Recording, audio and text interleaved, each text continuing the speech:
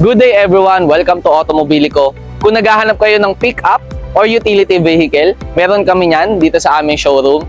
This is 1995 Mitsubishi L200 manual transmission, 2.5 liter diesel engine. So check natin siya.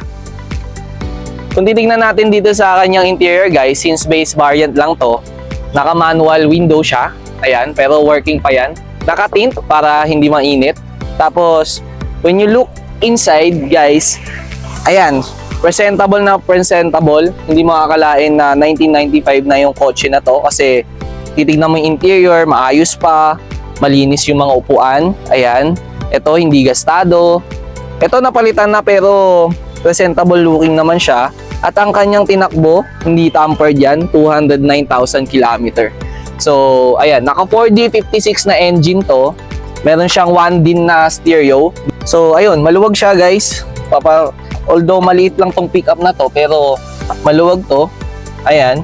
So, we cannot expect more for a 1995 na unit na auto. Pero for this one, okay na okay pa siya. Matutulungan pa kayo nito for kung may mga i-haul kayo, something na i-carry kayo. So, ayan, meron pa siyang spare tire dito. Check nyo. Nandito. Tapos yung mga gulong, makakapal pa yan.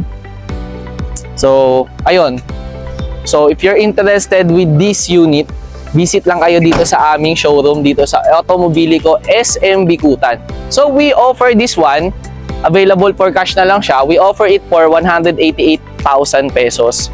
So, ayun, visit nyo lang ang aming Facebook page at Automobilico Official and also visit our website at www.automobilico.com. Ayun guys, see you!